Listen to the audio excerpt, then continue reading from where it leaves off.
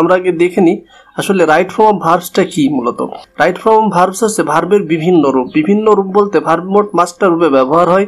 প্রথমে হচ্ছে V1 যেটা যেমন গো, প্লে, ইট অর্থাৎ ভার্বের একদম বেস ফর্ম। V2 ভার্বের পাস্ট ফর্ম, গো থেকে ওয়েন্ট, প্লে থেকে প্লেইড, ইট থেকে অ্যাট, এগুলো হচ্ছে ভার্বের পাস্ট ফর্ম বা V2। V3 বলতে গন, প্লেইড, ইটেন এগুলাকে বোঝায় অর্থাৎ ভার্বের 3 নম্বর রূপ। এছাড়াও ভার্বের সাথে আইএনজি যুক্ত অবস্থায় থাকতে পারে যেমন গোয়িং, প্লেইং, ইটিং। আরেকটা হচ্ছে ভার্বের সাথে এস বা ইএস যুক্ত হতে পারে যেমন গোস, প্লেস, ইটস। তাহলে এই 5টা হচ্ছে ভার্বের রূপ, এই 5 ভাবে ব্যবহার হয়। তো রাইট ফর্ম অফ ভার্ব কি?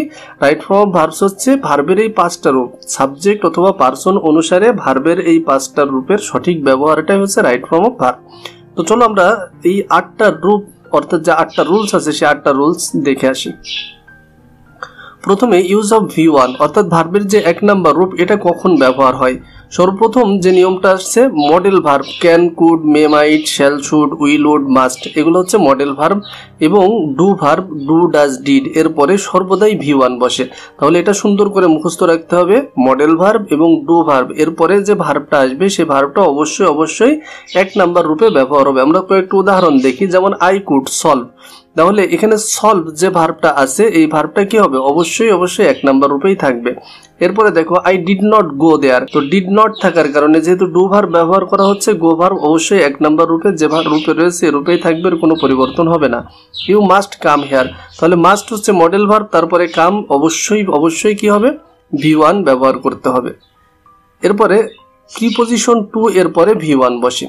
প্রিপোজিশন টু এর পরে সর্বদাই কি হবে? অবশ্যই V1 বসবে। যেমন আই হ্যাভ টু সলভ, এই যে সলভ ভার্ব তার আগে কি রয়েছে? টু আছে, যে কারণে কি হবে? অবশ্যই V1 বসবে। এরপরে আই ওয়ান্ট টু গো দেয়ার, তাহলে ওয়ান্ট এর পরে যে টু আছে, তো টু এর পরে যে ভার্বটা ব্যবহার করা হচ্ছে গো, এই ভার্বটা অবশ্যই বেস ফর্ম অর্থাৎ V1 এই ফর্মে ব্যবহার করতেই হবে। এরপরে you want to come here, এই যে টু কাম, টু এর পরে যে কাম ভার্বটা আছে ভার্বটা অবশ্যই ভার্বের 1 নম্বর রূপ ব্যবহার করতে হবে। কয়েকটা শব্দ ছন্দ আকারে সুন্দর করে মুখস্থ রাখবা। Had better, had rather, would better, would rather, let make here, need must dare.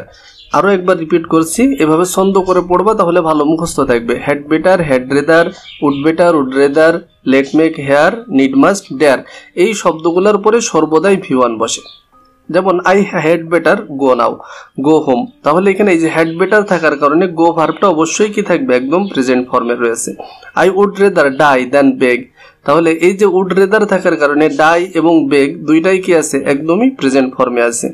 You make me লাফ, তাহলে মানে তুমি আমাকে হাসিয়েছো। এখানে মেক থাকার কারণে পরের যে ভার্বটা আছে লাফ, লাফ মানে তো হাসা, তাহলে এই ভার্বটা অবশ্যই কি বসছে? প্রেজেন্ট রূপে। তাহলে যে 3টা রূপ ছিল ইউজ অফ V1 এর 3টা রূপ একবারে এক নজরে দেখে নাও, সুন্দর করে মুখস্থ মনে রাখবা। মডেল ভার্ব, ডু ভার্বের পরে V1, প্রিপোজিশন টু এর পরে V1, had better, had rather, would better, would rather, let make here, need must dare এর পরে V1। আসো এরপরে আমরা পরের নিয়মে যাই। ভার্বের সাথে আইএনজি কখন যুক্ত করতে হবে? ভার্বের সাথে আইএনজি যুক্ত যে কোনো প্রিপোজিশনের পরে, অর্থাৎ আমরা তো এর আগে টু দেখলাম, টু বাদে যে কোনো প্রিপোজিশনের পরে ভার্বের সাথে আইএনজি বসে। যেমন বাই রানিং, বাই থাকার কারণে রান ভার্বের সাথে কি হয়েছে? আইএনজি যোগ হয়েছে। হি কেম হেয়ার ফর লার্নিং, তাহলে ফর প্রিপোজিশন, যে কারণে লার্ন যে ভার্বটা এই ভার্বের সাথে কি হয়েছে? আইএনজি যুক্ত হয়েছে। We do the work from coming here, coming home, তাহলে ফ্রম প্রিপোজিশন তারপরে কাম ভার্বের সাথে কি হয়েছে? আইএনজি যুক্ত হয়েছে। তাহলে যে কোনো প্রিপোজিশনের পরে ভার্বের সাথে আইএনজি যোগ করতে হবে। একটা সিম্পল সেন্টেন্সে একের অধিক ভার্ব থাকলে একটা ভার্বের সাথে আইএনজি বা V3 বসে, এটাকে জিরান্ড বা পার্টিসিপল বলা হয়। একটা সিম্পল বাক্যে একটাই ভার্ব থাকে, যদি দ্বিতীয় কোনো ভার্ব হিসেবে কোনো শব্দ ব্যবহার করতে হয় তাহলে অবশ্যই একটা কনজাংশন বা রিলেটিভ প্রোনাউন লাগবেই। তো একটা সিম্পল বাক্যে যদি কোনো কনজাংশন না থাকে তাহলে ভার্ব থাকবে কয়টা? একটাই থাকতে পারে। সে ভার্বের সাথে হয় আইএনজি করতে হয় অথবা V3 বসতে পারে। যেমন দেখো learning English is very important, এই বাক্যটাই ইজ হচ্ছে মূল ভার্ব, তাহলে এই যে আগে যে ভার্বটা ব্যবহার করা হচ্ছে লার্ন, এই ভার্বের সাথে কি করা হচ্ছে? আইএনজি যোগ করে দেওয়া হয়েছে। হি কেম হেয়ার লাফিং, তাহলে কেম এখানে একটা মূল ভার্ব রয়েছে, সে কারণে লাফ যে ভার্বটা সে ভার্বের সাথে কি করা হয়েছে? আইএনজি যোগ করে দেওয়া হয়েছে। Taking bath we do the work, তাহলে এই যে বাক্যটার ভিতরে দেখো উই ডু, ওখানে ডু একটা ভার্ব আছে, যে কারণে টেক এই ভার্বটা রাখা যাবে না, এই ভার্বের সাথে কি করতে হবে? আইএনজি যোগ করে দিতে হবে। কয়েকটা শব্দ দেখো, একটু আগে আমরা জানলাম যে টু এর পরে সর্বদাই V1 বসে, কিন্তু কয়েকটা টু রয়েছে এবং কিছু শব্দ রয়েছে যে শব্দগুলোর পরে সর্বদাই ভার্বের সাথে আইএনজি যোগ করতে হয়। শব্দগুলো অবশ্যই তোমাদের মুখস্থ করে নিতে হবে। সেগুলো আছে কি, accustomed to, addicted to, adhere to, with a view to, look forward to, get used to be used to. To be used to বলতে বোঝায় এম, ইজ, আর এর সাথে used to, am used to, is used to, এভাবে। Mind, would you mind, can not help, could not help. তাহলে এই যে শব্দগুলা, এই শব্দগুলোর পরে ভার্বের সাথে অবশ্যই আইএনজি যোগ করতে হবে। আর এটা থেকে অবশ্যই প্রশ্ন এসে থেকে তোমরা সুন্দর করে এটা মুখস্থ করবা। যেমন দেখো, আই এডিক্টেড টু স্মোকিং, আমরা জানি টু এর পরে ভার্বের 1 নাম্বার রূপ বসে, কিন্তু এখানে এডিক্টেড টু থাকার কারণে স্মোক ভার্বটার সাথে কি হয়েছে, আইএনজি যোগ হয়ে গেছে। They look forward to changing the city, তাহলে লুক ফরওয়ার্ড টু, আমরা জানি টু এর পরে V1 বসে, কিন্তু লুক ফরওয়ার্ড টু থাকলে কি করতে হবে, ভার্বের সাথে আইএনজি যোগ করে দিতে হবে। এরপরে would you mind taking a cup of tea, would you mind থাকার কারণে টেক ভার্বের সাথে কি হয়েছে, আইএনজি যোগ হয়ে গেছে।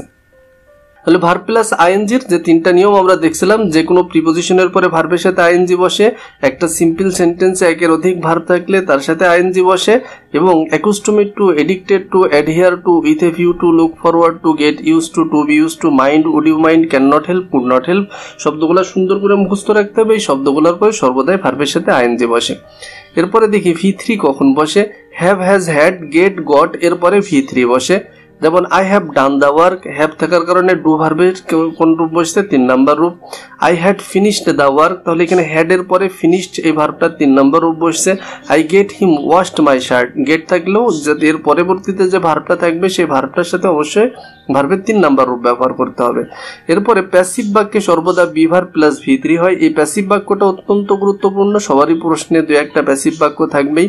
তো প্যাসিভ বাক্য মাথায় রাখবা, ভার্বের কাজ যে বাক্যের সাবজেক্টে যে থাকে সে যদি ভার্বের কাজ না করে থাকে তাহলে সেটা প্যাসিভ, আর করলে সেটা অ্যাক্টিভ। চেনা যায় দুইভাবে, একটা হচ্ছে বাই প্লাস অবজেক্ট থাকতে পারে, অথবা ভার্বকে কে করেছে দ্বারা প্রশ্ন করো, সাবজেক্ট না পাওয়া গেলে সেটা passive.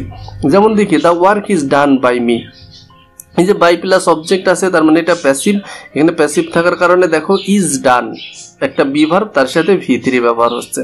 Flower is cultivated all over the world, তোমার এখানে শুধু কাল্টিভেট দেওয়া থাকবে, তাহলে ইজ কাল্টিভেটেড কিভাবে হবে, কাল্টিভেট মানে চাষ করা, কে চাষ করে, ফ্লাওয়ার কি চাষ করে, আসলে ফুল অন্য কেউ চাষ করে, যে চাষ করে কাল্টিভেট এই কাজটা যে করে সেখানে সাবজেক্টে নেই, যে কারণে এটা কি হচ্ছে, প্যাসিভ বাক্য।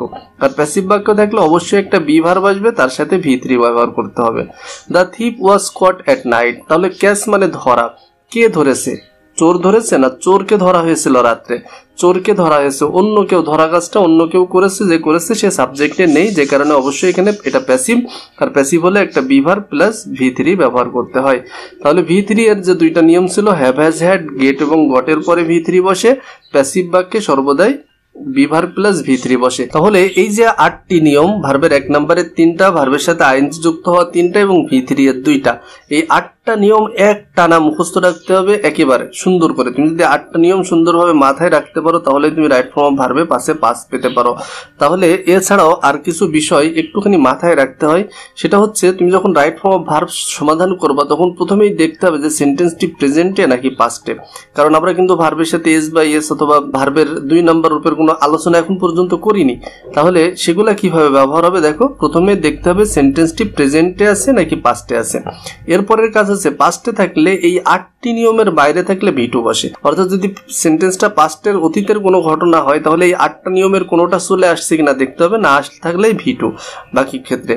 আর প্রেজেন্টে থাকলে তখন সাবজেক্ট দেখে ভার্বের ব্যবহার করতে হবে, অর্থাৎ সাবজেক্টটা সিঙ্গুলার হলে ভার্বের সাথে এস বাই এস যুক্ত হবে, আর সাবজেক্টটা প্লুরাল হলে ভার্বের 1 নাম্বার রূপ বসবে।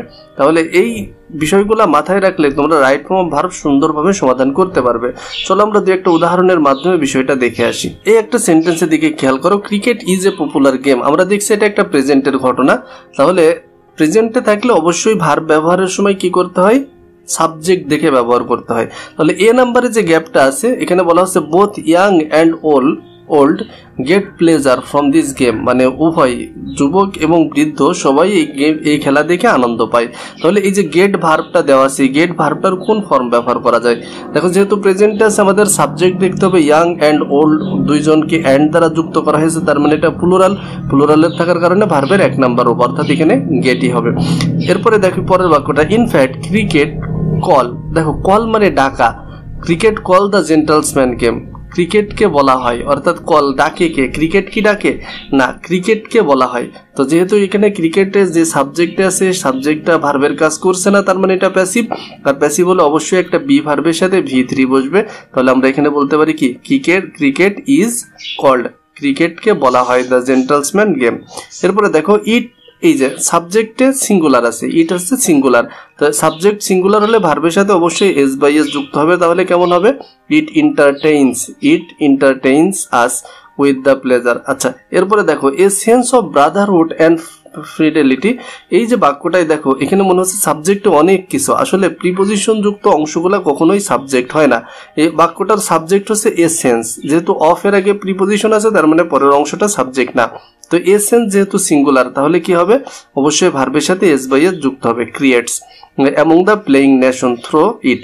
আচ্ছা, at present cricket is the most popular game in Bangladesh, the English play, আসলে এই যে ইংলিশরা অর্থাৎ ইংল্যান্ডের মানুষ প্লে খেলা করেছিল, এটা অতীতের কথা বোঝাচ্ছে না, যে হ্যাঁ এটা অতীত, তাহলে এখানে কি হবে, প্লেইড।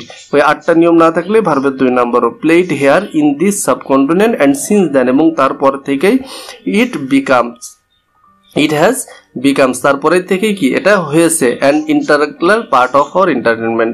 আওয়ার টিম কনসিস্ট, দেখো আমাদের দলটা গঠিত, এই গঠন করার কাজটা কে করেছে, গঠন করার কাজটা নিশ্চয়ই হচ্ছে আওয়ার টিম করেন, অন্য কেউ করেছে, যে কারণে কি হবে এখানে ইজ কনসিস্টেড অফ স্কিল্ড প্লেয়ার। তাহলে এরপরে আমরা আরো একটা উদাহরণ দেখতে পারি, যেমন দেখো এ পোর ম্যান ওয়াজ ওয়ান্স, তাহলে এটা পাস্টে আছে, তো যদি কোনোটা পাস্টে থাকে তাহলে 8টা নিয়মের বাইরে গেলে সব ভার্বের 2 নাম্বার রূপ।